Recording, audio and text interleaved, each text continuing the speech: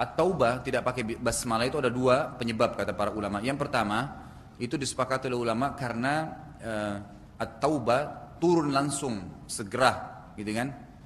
Setelah ya surah Al-Anfal, dan itu berbunyi tentang peperangan, memusuhi orang-orang kafir, gitu kan? Jadi turunnya karena langsung seketika, maka dianggap dia bagian daripada atau hampir sama dengan surah Al-Anfal. Cuman karena dibedakan oleh Nabi SAW namanya, maka berbeda nama. Tadinya dia turunnya berentetan, gitu kan? Itu alasan pertama. Alasan kedua, karena surah At-Taubah itu berisi semuanya, hampir semua mayoritas ayatnya itu memusuhi orang-orang musyrik dan orang kafir. Artinya menjelaskan tentang kebatilan mereka, pemahaman mereka, dan bagaimana seorang muslim harus bermuamalah dengan mereka. Maka tidak pakai basmalah karena bismillah itu adalah kalimat kasih sayang dengan nama Allah yang maha pengasih lagi maha penyayang. Sementara ayatnya adalah perintah untuk berperang, ya kan?